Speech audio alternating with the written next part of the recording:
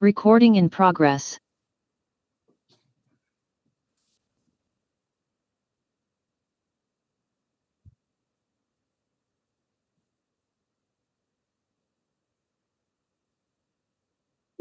So this is the declaration that this meeting is open and is being live streamed. If everybody is happy with this. Thank you very much, and welcome to you all here. So apologies first. Tim Jones. Anybody else? Good day, Dave. I've got an appointment at 12, so I have to leave at 11:30, I'm afraid. Okay, thank you.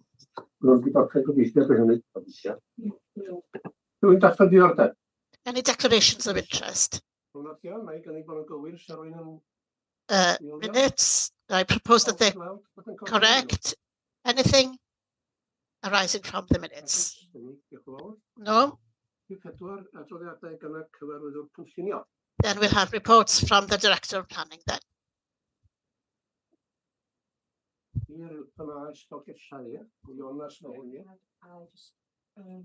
This is Uwch y Maes Dolgellau.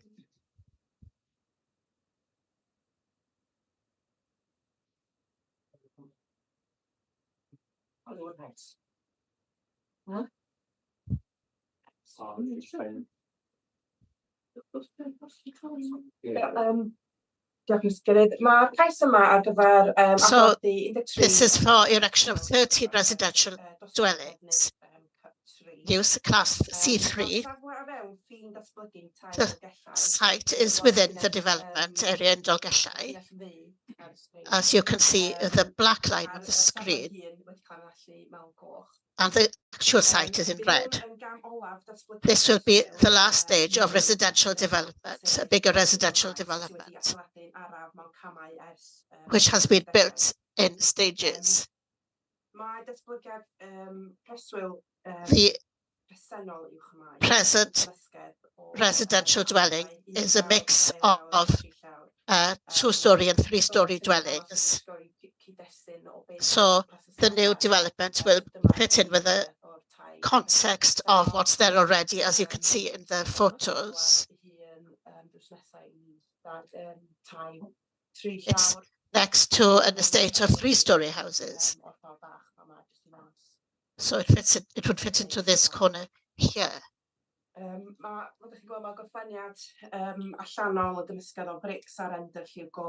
As you can see, it's a mix of bricks and light-coloured render. These pictures were taken from the site, looking towards the present houses.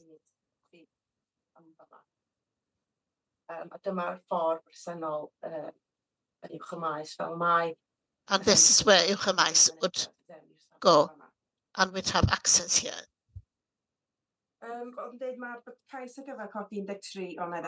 So it's for 13 dwellings, open market houses. Class C3, which is a dwelling house.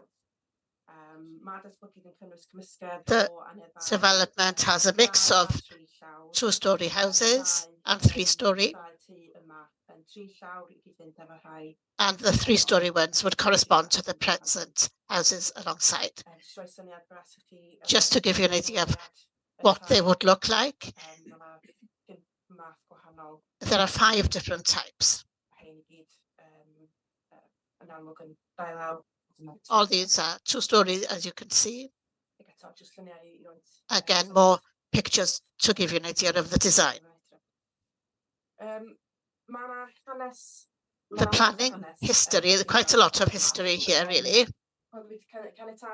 Outline planning permission was given in 1972 for a bigger site, which was referred to then as Wenallt. It was approved in 1981, but there is information on the file that this permission was commenced lawfully.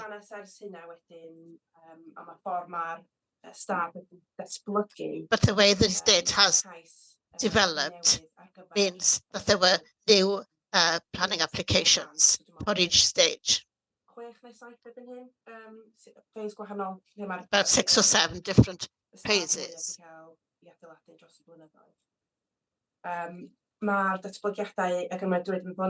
Previously approved developments have been completed, and there are 69 houses there now.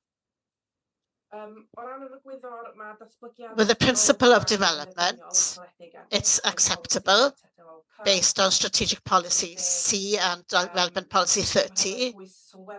We need to put significant weight on the history of the site and the way it developed over the years. The proposal, which is the last stage, should keep to the original intention of the outline. And these were kept back for open market housing. Considering the situation as it is, it would be, we could ask for affordable housing. The following matters have been considered and addressed in the report. I won't go through each one because you've got the reports. But we had 2 letters with concerns. I'll go through some of these points very quickly.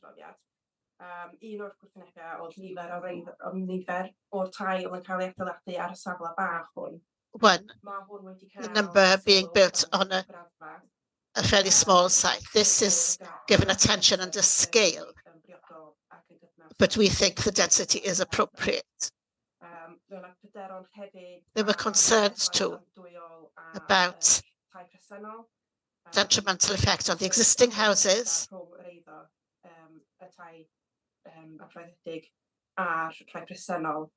and also on the boundaries, but it shouldn't have an impact on the present residents. The other thing was when we build the new houses, environmental health had some concerns, so they've changed the hours for construction to reflect the new conditions. So the conclusion is that there's no substantial harmful impact on local or national policies. The proposal will make a positive contribution to the stock on the open market, and as long as it's a C3 use, it will serve the needs of local communities. There's no harm to the character and amenities of the community, nor to the setting of the nearby listed building. The concerns raised as a result of the consultation have been addressed in the report, or we recommend seeking relevant information for further approval. So this is the recommendation to grant planning permission subject to the following. Thank you very much. Any comments?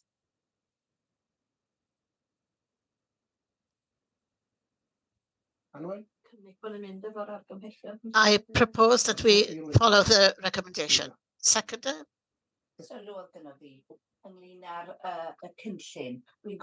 I'm worried about the design.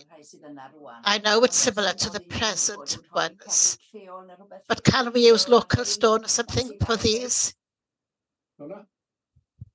Yn amlwg ma'r defnyddiau ddim yn cynnig carreg, render a pren manwl. Well, it's usually render and wood. We can make sure that the walls are using local stone.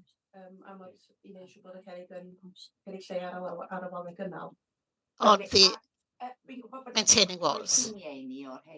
I know you've given us pictures. So are they the same as the present ones? Well, there's some difference.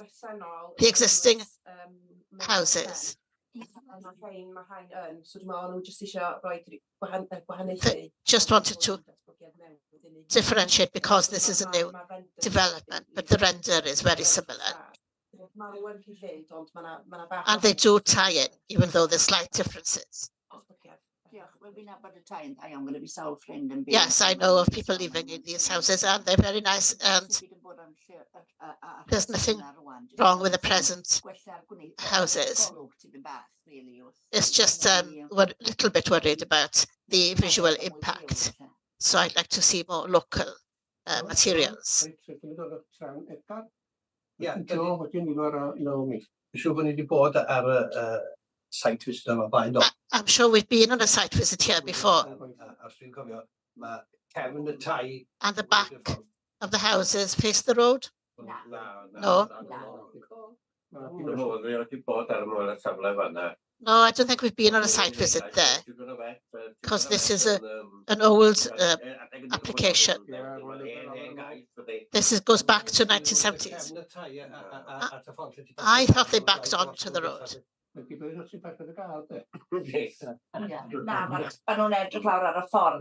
No, they look down on the road. They're quite nice. They're above the town. Lovely location. Ie,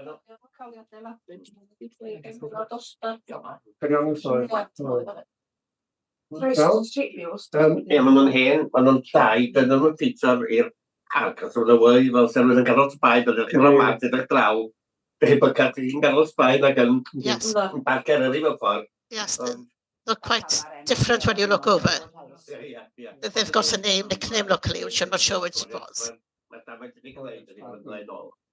So we're cynllun lleolio. Fe'n cyntaf. Ie, mae'r tai gyd yn gwynebu y ffordd yma. Yeah, they all face this road here. Neu fe rhywun yn parcio i car ar y ffordd. Ar y brif ffordd. Ie, maen nhw'n mynd lawr hipio cefn y tŷ ddi. So if you park... Ni. Ond yn y cefn y parc yn y gar, mae'r cefn y tŷ. No, you park behind the house, the back of the house. And then you go up a little hill to get there. Yeah,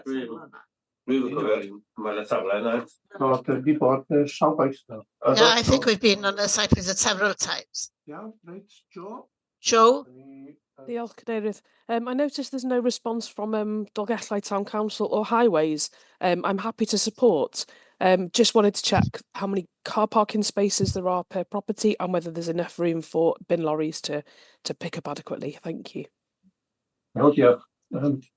Mae'r cynllun yn danos bod yna le dau lle parcio i bob. Yes, there is plenty of parking. Eto, mi fydd yr ffordd wedi cael ei dylunio. Again, the road will have been designed to provide plenty of space to turn round. But no, we haven't heard from Dolgellau Town Council, unfortunately. Yvonne. Ed gynna fi gynta. Sorry. Ed gynna fi, sorry. O, dwi wedi bod. Okay, sorry. Ie, gan bod yr datblygiad yma yn As this development is extant since the 80s. Well, this fills in a gap, really, doesn't it? It's within about 100 meters of Oakwood. I'd like to see some trees being planted in the development. So there's this consistency. But I'm very pleased to see that you're using local slate for the roofs.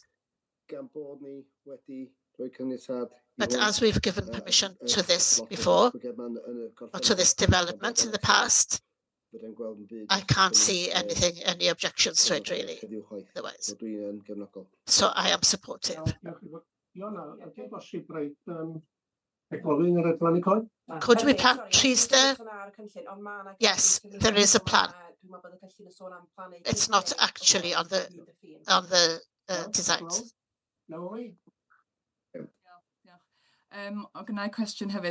I've got a question about the measures for nature, bird boxes, things like that. And with the fences, do they go right down to the ground? So I want to ask about that. What about carbon standards? Any information about that? And the last question. If you could explain again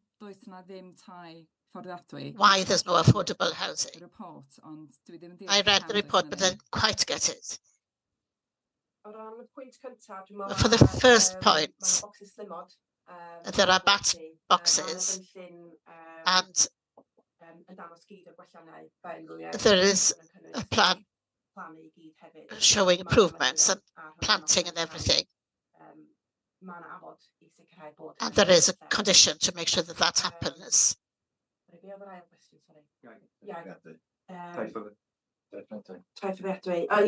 affordable housing, because there's a lot of history on this site and it's been built over some years, over decades really, with the understanding that the original planning permission is still alive. Because of that, there's no requirements for affordable housing, because the original permission, we can't add on requirements to it. Because it's extant.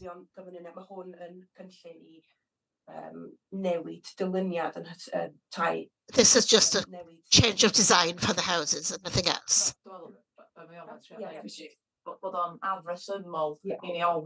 Because it would not be reasonable to ask for affordable housing here. Because it's the development plan. That's the starting point. And they always should have affordable housing unless there are planning considerations afoot. And because of the history of planning for this application, the question is, can they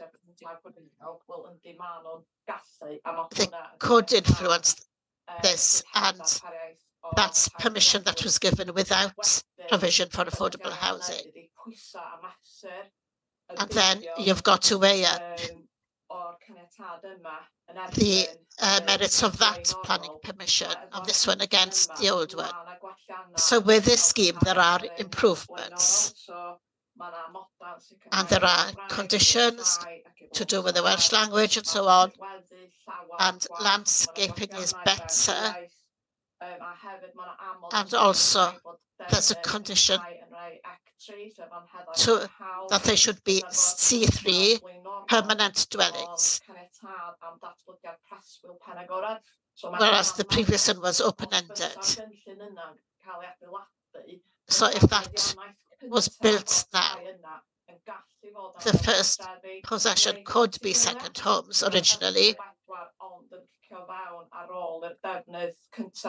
So that's only kicked in after the first use. So is it reasonable to ask for it? But also, you need to weigh up against the benefits of this application face-to-face with the other one. You also asked about carbon standards.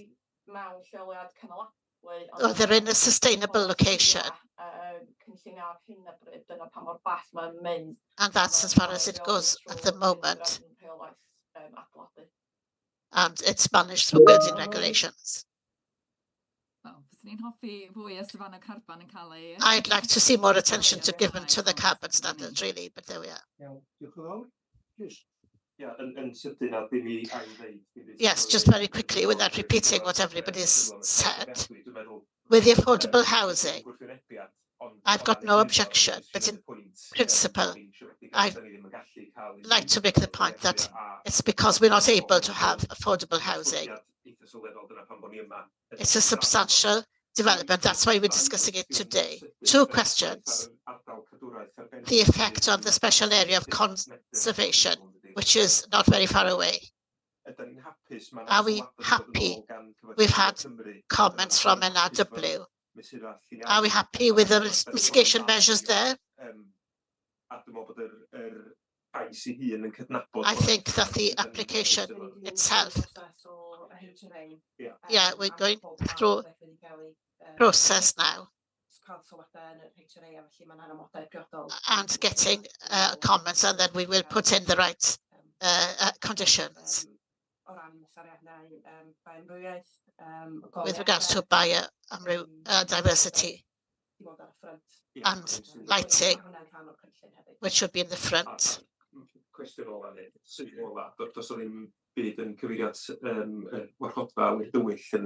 And there's nothing referring to the dark sky.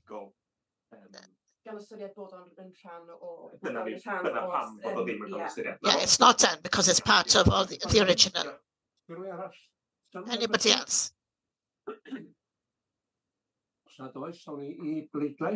Okay, we'll go to the vote then.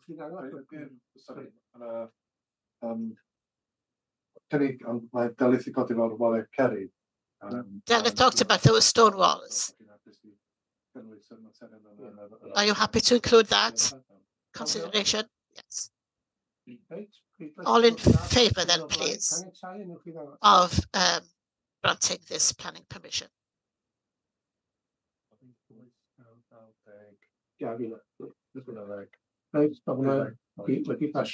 Okay, that's been passed then.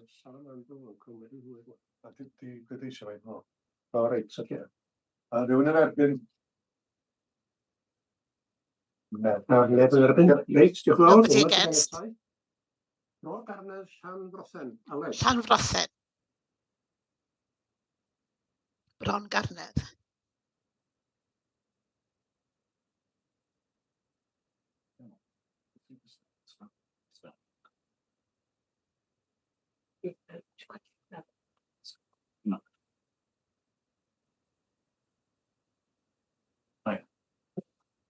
Ie, diolch yn ystod. Ie, cais di hwn am newidiad ansawddol. Is a non-material amendment to planning consent that's already been given to have a side extension and amendments, getting rid of the chimney and putting windows on the side. And then have a door as well on the side elevation. And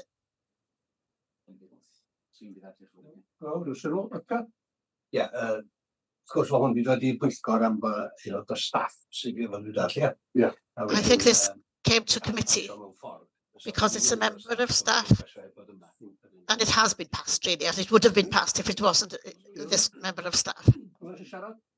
Anybody want to make a comment?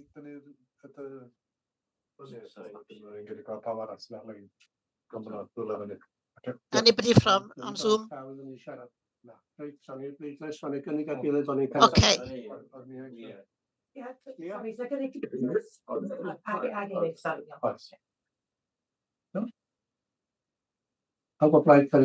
Are you all in favour of granting this permission? Thank you.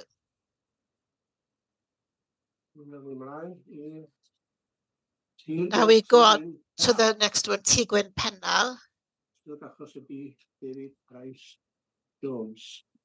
Diolch, Mr Cadeirydd. Dwi wedi bod yn gwylio hwn ond fydd y sgrin, dwi'n meddwl, yn dan enw Iona. Jyst dechrau.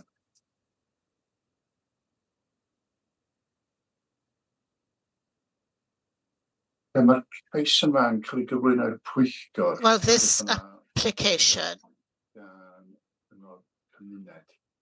Mae'r bwriad wedi wneud, mae'n gais llawn. It's a full application for 2 houses, and one of them being an affordable house. It's agricultural site, just to the east of the village of Pennal. Sorry, at blaen y safle, fedrwch chi weld bod o'n binio ochr pentra. And you can see it right at the edge of the village. Mae'r llun ar y chwith, On the left, you're looking towards the west as you go into the village. There's an agricultural field on the left there, behind the road. So the house you see would be the house opposite. The right-hand picture, taken just before the waterworks, just to the north. And you can see the agricultural land.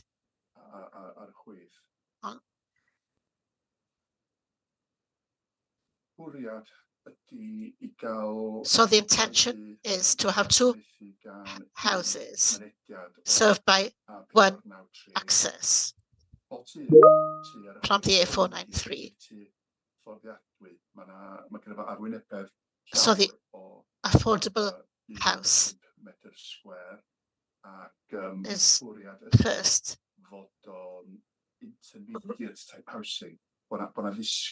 And that would be intermediate for the intermediate housing market, which would make it affordable.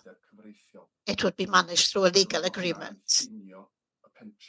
And that's right at the boundary of the village.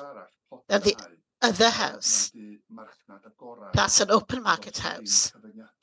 So there's no limitations. And that house is bigger. You can see the design of the 2 houses.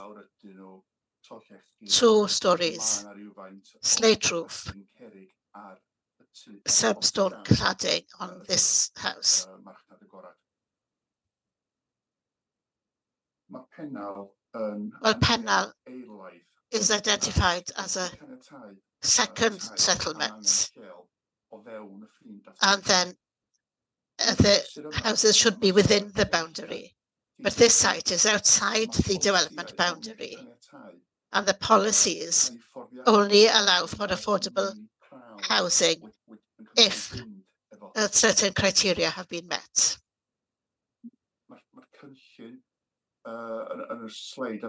So this slide shows you the site in relation to the village boundary. And you can see that it is outside the boundary.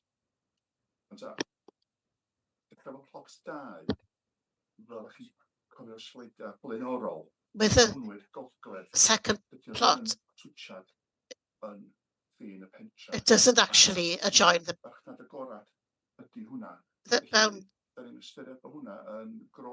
boundary, and we believe that the open market house goes against the policy, where no need has been identified here, as, for example, an agricultural dwelling.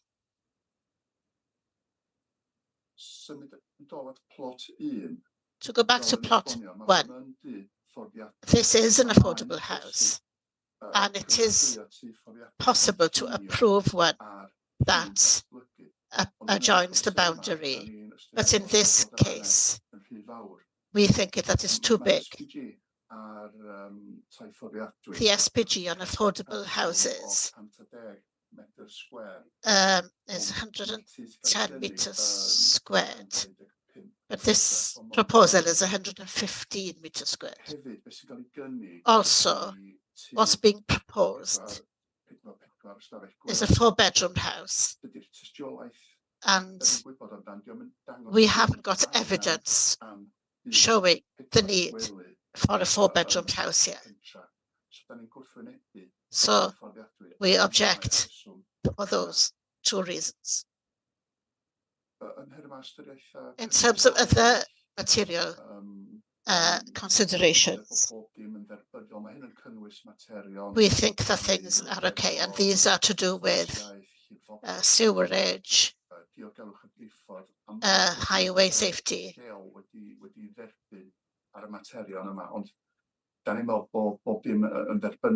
So we think that everything is acceptable otherwise for this application.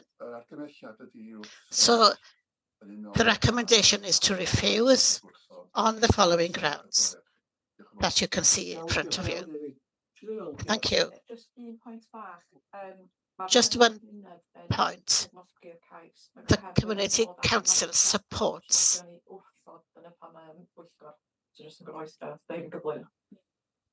Iawn, diolch yn fawr. Mae'r siaradwr sy'n dal yn tymor siarad yn yr asiant. Now we've got somebody talking about the agent.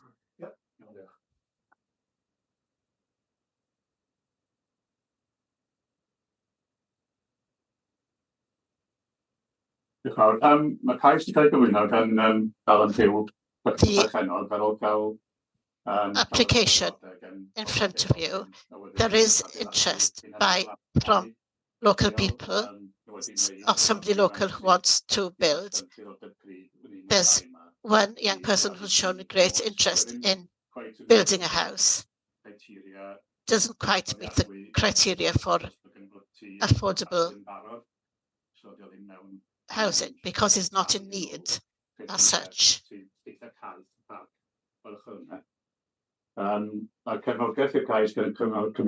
Support from the Community Council. They welcome a new direction to Pennal, would help to make sure that the community and the school thrives. The parks policy says it's important to recognize the viability of smaller developments. Some developments will be needed to be directed toward these settlements. You appointed David and so on about being datblygu'r pentre. You talked about the development. Yes, this is the boundary for development. But the last time we had land for development back in 2018, and there's no more room now in the development, within the development boundary in Pennal. And nobody's brought an application. So we think there should be some flexibility in the policy.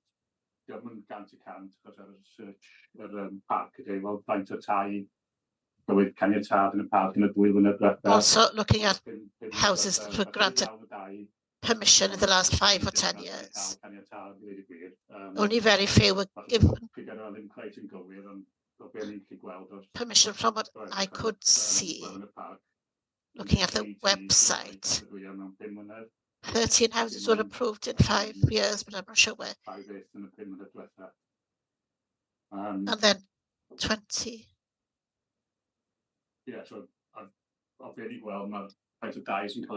So the number of houses being built is quite low, considering the needs of local communities and considering the policy as well. Obviously, the officers need to look at the policies, but in my opinion, the policy is behind the times and doesn't meet the requirements of the village because there's nowhere else in the village we can develop, even though the policy states that there are opportunities to develop in Pennal. So you need to think whether this would be of benefit to the village.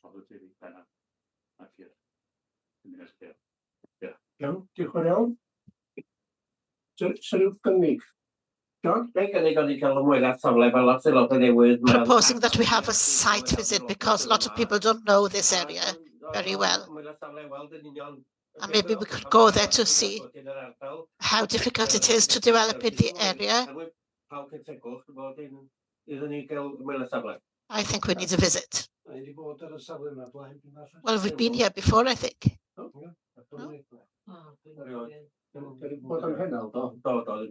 Wel, dwi'n gynnig bod ni'n mynd efo'r argymelliad a'r ffaith bod I tu think allan i ffin. For now, we should go with recommendation because it's outside the boundary. Even this is definitely outside the boundary. It's on agricultural land, and I don't think it meets the criteria. Just a word of advice. Looking at the officer's report, there's no opposition as regards to the visual impact. It's a policy issue and the principle of allowing development outside the boundary and a house of this size. That hasn't been justified according to need. So I don't think we really need a site visit.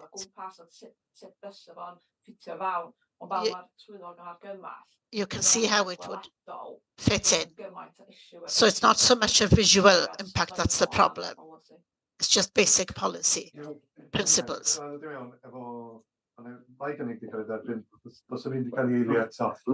So cynta eilio. Mae yna ddau ar y sgrin, dwi'n meddwl. Ifan?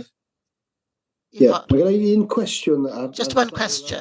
Na i roed cynnig i fewn, neu eilio. Be ydy dosbarth y tir amaeth yna? Be ydy'r agricultural land class? What's the status of that agricultural land?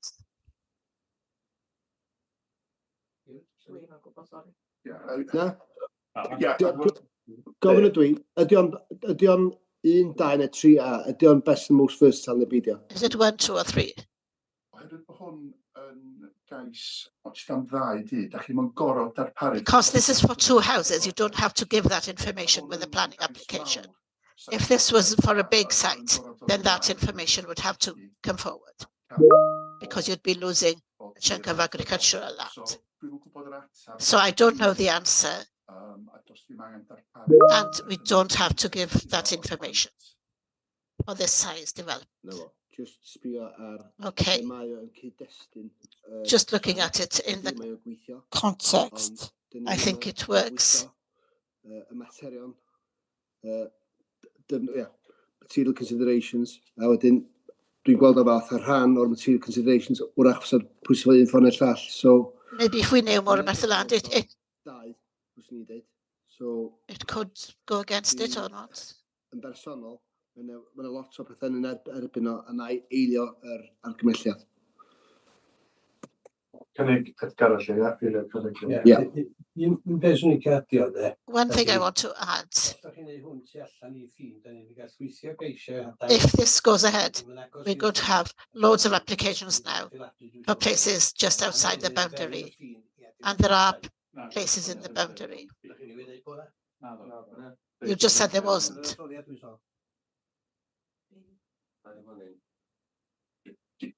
Di'r adroddiad ddim wedi mynd mor bell a hynna. No, the report hasn't gone as far as that. The main point is that any houses outside the boundary are an exception usually, where there's no opportunities to build, and there's a need for affordable housing. And we're not satisfied that those criteria have been fulfilled.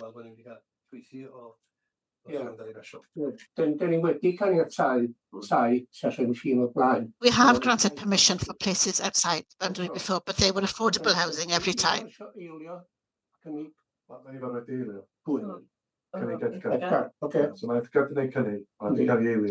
Right.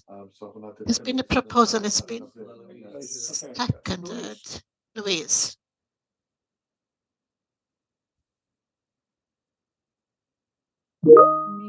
There we are, I've unmuted myself. Yeah, I was going to second John's suggestion for a site visit. I'm very familiar with the site.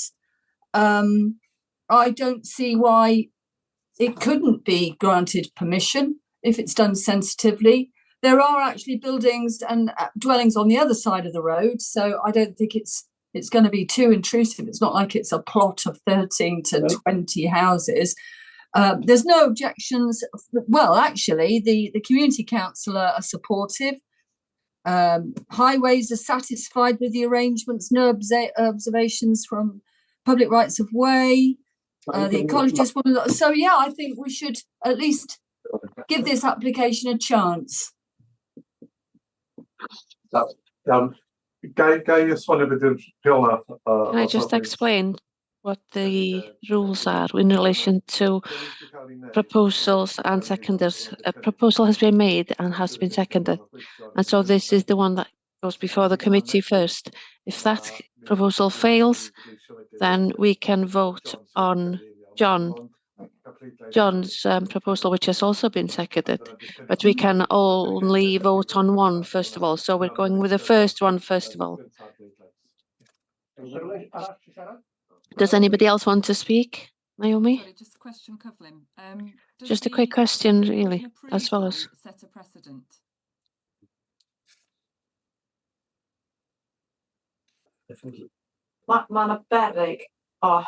There is a risk that that may happen in relation to how people perceive the authorities' decision making. No is the answer, but people's perception and people's expectations are something entirely different, really.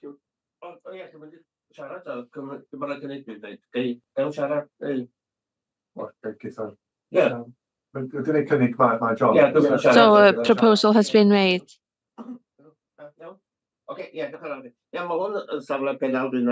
So this is a site in Pennal that I know very well. There is a community pub there where the community has bought the pub, and there is a school there at the moment. And I know the area pretty well. We have to build houses in these villages because otherwise the schools will close. We have to maintain the communities, and there is a local builder who needs a house, and there is also another. It is Welsh-speaking Welsh people who want this house, and so it's crucially important that we support rural communities. Otherwise, there won't be communities in our rural areas, and it's crucially important that we maintain our local communities. This is at the end of the field. There's a house opposite. There will be nowhere else to build in Pennal after this. You can see, you saw in the plans there where it is. I don't foresee that this will set a precedent at all, because it is small in comparison with other applications and it's on the boundary. So I would encourage you to approve this application in order to support communities and maintain them. The site isn't actually marked within the development site, but otherwise I'm asking you in order to support communities, and the Community Council fully supports this application as well.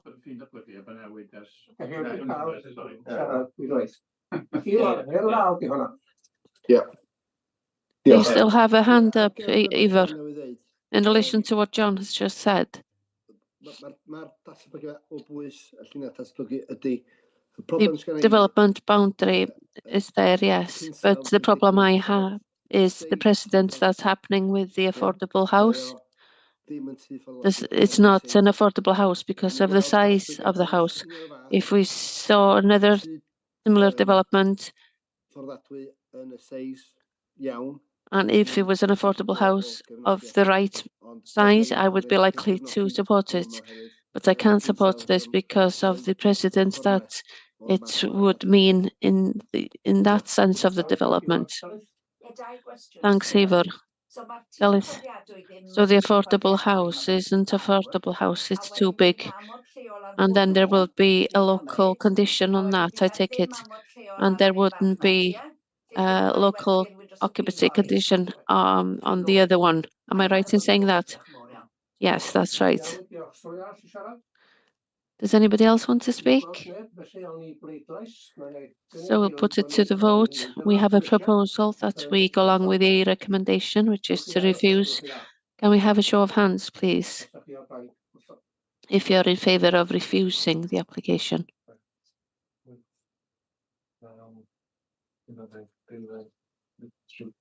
So rywun o blaid? Is anybody in favour of permitting the development? Diolch yn fawr iawn chi. Application refused? O ia, wel, Louise, ia, ocê. Diolch. Reit, dyna ni, efo'r gisio cynllunio.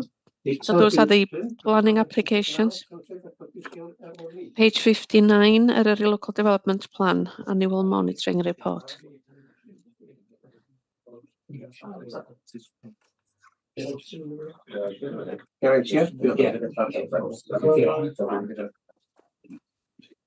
Diolch yn fawr. Thank you. Aelodau yn ymwybodol bod y broses... Members will be aware that the process of revising the Eryri Local Development Plan has started. The delivery plan is in front of you. An important part of the local development plan is the monitoring report.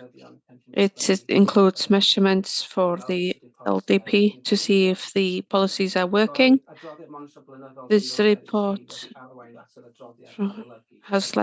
from June 2023 has, as a result of the review of the report, where it was decided that a review was needed to be undertaken.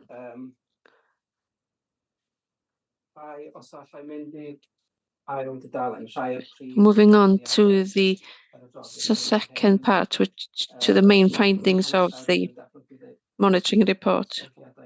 There have been no significant developments permitted which undermine the statutory purposes of the park. All planning applications received since adopting the revised Eryri LDP have been determined in accordance with the Special Development Strategy and Eryri LDP. There is a mistake in the number there is supposed to be 32. Under the fourth point in the main report, it is correct. 32 applications for new residential properties has been submitted. 24 of these were affordable units.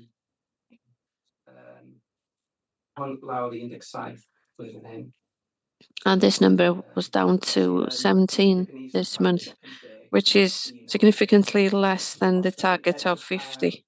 If you look at the accumulative effect, in November,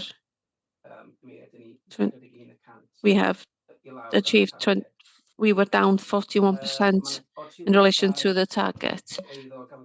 Of the 32 properties given permission, 24 of these were affordable housing, mainly because the Cynefin plan, a housing scheme in Harlech.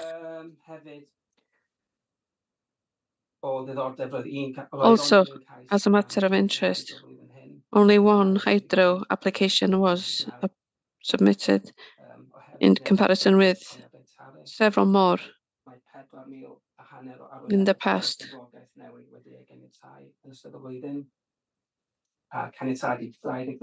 And 29 applications were in relation to tourism.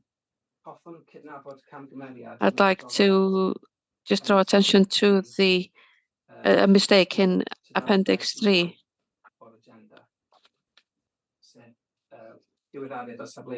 Which is an update of the designated housing. This at 50% open market, but it's supposed to be 80%, 20% in that order. So looking forward, and that will be corrected. So we're at the beginning of an exciting period of reviewing the plan. And the input of the members will be really important. We will be bringing you discussion papers during the next few months, and we will want your input. The next steps have been noted at the end of the report, the next major step will be the call for sites at the beginning of next year. So basically, that's the monitoring report. I would welcome any questions from anybody. We need to erect more houses in Eryri. Schools are closing. If we are not erecting enough houses, then the schools are going to close. And we want to be sustainable in Eryri. Employment is within the lowest in Europe. We have to do something to create employment for young people. More people, young people have left Gwynedd than any other county in anywhere else in Wales. The policies are much too old. We have to move with the modern times, and we have to do something. Otherwise, there will be no Welsh-speaking Welsh people in Eryri. We're excluding them, so we really have to look at this seriously, and so that local people can create employment in the area.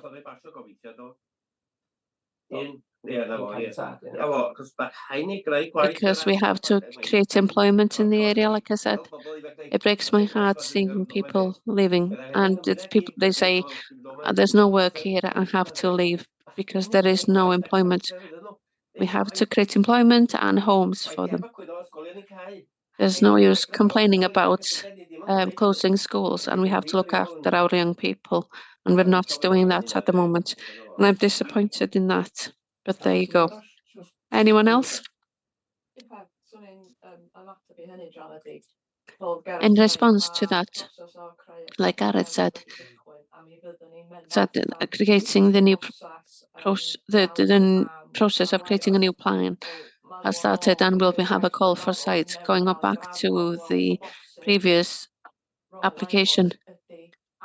Possibly, we could encourage landowners to come forward with suitable sites. That may be one. There are ways of supporting people and landowners in bringing forward these sites. Although we're going through a public call for sites, it is pretty challenging to get the buy-in from people to take part in the process. So, and it's of course a discussion that is beyond today, but it is an important role for officers and members. Anyone else? Thank you. If not, does anybody propose that we accept the report? Proposed and seconded. Everybody in agreement? And thank you, Geraint. On to page 244, section 106, agreements for information. Does anybody have any questions in relation to page 245? If not, outstanding applications where more than 13 weeks have elapsed, 247. Awaiting ecological information. Does anybody have any questions? Me. I've got one, Chair, please. Are we awaiting responses from consultees? Is that the one we're on? So, application NP5 69354G. Sorry? Page are you on? Which page? 250, sorry, 250. Okay. Yep. It's the third from the top, NP5 69354G, Maesa Crynwyr Llangwrel. It's the application for the installation of a fluent outbuilding. What's the problem here? I've spoken to the applicants yesterday, actually. What is there an outstanding consultee, I gather, public protection of the council?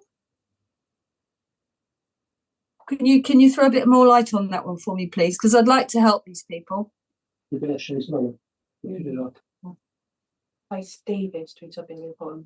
I think this is David's application, I would imagine. So we'll have to speak to David, which is the relevant officer. so that we can get further information. David We'll come back Jones. to you on that one, Louise, if that's okay. Or I could phone him directly. I mean, it just seems a bit silly that we can't just grant this. We'll ask him to give you an update, Louise. That's great. Thank you very much. Iawn, diolch yn iawn. Okay, thank you. On the same page, the hydro scheme at Pont yr Afon Gam, Llanfferstiniog. Is there any timetable in relation to getting this information? We're hoping to bring it to the next committee meeting. Iawn, diolch yn fawr. Okay, thank you.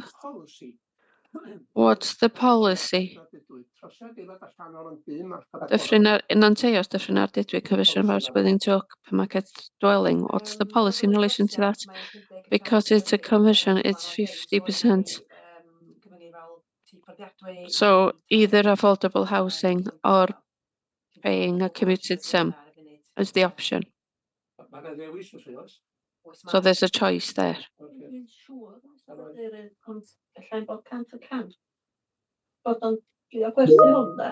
I can't be 100%, but I do believe that he's trying to sell this property, but I can't be 100%. I saw a sign, a monopoly sign in Llanbedr. So delegated decisions on page 2452. Going back to 249. Hydro scheme. Still waiting for NRW.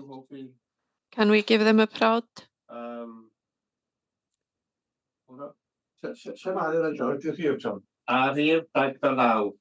NP4 249. Awaiting responses from NRW hydroelectric generating scheme.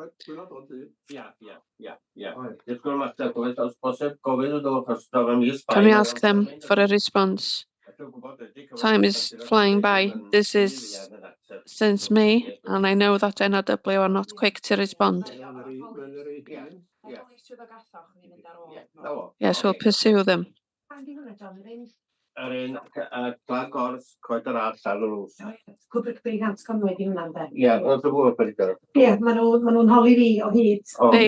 asking me a lot really about that one. So yes, they're dependent on grant funding for this work, so the sooner the better this is resolved really.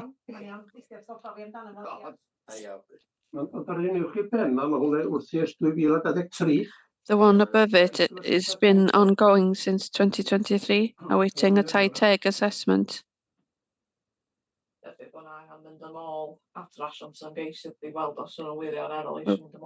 Go ahead. We'll approach the agent or the owner again to see if they want to carry on. Alice, Bonty Hall, Bonty. It's an amended application now.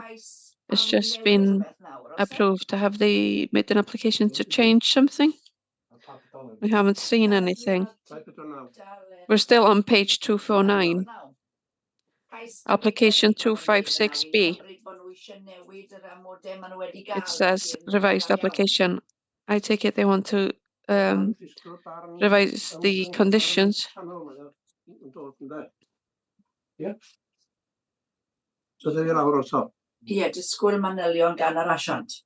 It stays awaiting details from the agent.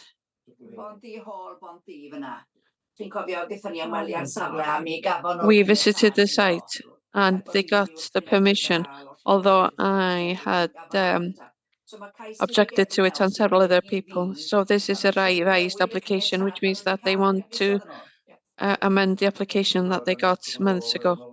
I think we can report back on this, on the details in the next committee. Thank you. I don't understand how somebody can have permission, but then within 6 months they have. But if we don't know if it's a little slate here or there, or if they want to change their housing or property numbers. Do we know what the details are? It's quite a big issue locally. We'll report back to you in the next planning committee.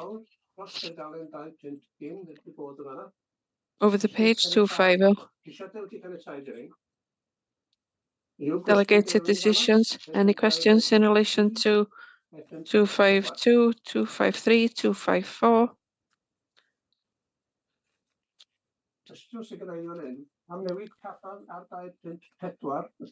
On 254, the third line, to change a cabin in Dyffryn Ardudwy. How have we permitted that one? This is a new house, so the existing cabin was demolished. It's a new house. Were they living in the cabin? Yes, they were. And there are details on file to state that it was a legal property. On to applications that have been refused. 255, 256. Any questions? That's it with the planning committee. There's a meeting of the working group. So please use the link, the different link. So if we were to reconvene in 10 minutes time.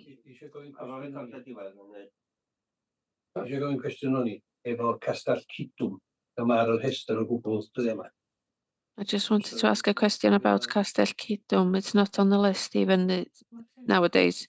Does anybody know anything about that one? There used to be a hotel there. It's been demolished and there's been fencing there for the past 15 years or so. I think Jane will be able to give you an update on that one.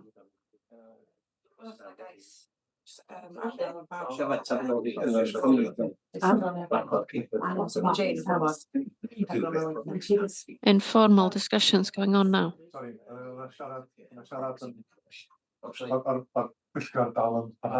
The committee is still going on at the moment, so we need. The chair has left, in fact, and closed the meeting. So anyway, a question has been raised by Edgar in relation to a planning matter. You've had the answer, have you? That Jane was going to let you know what's going on with Castell Cidwm.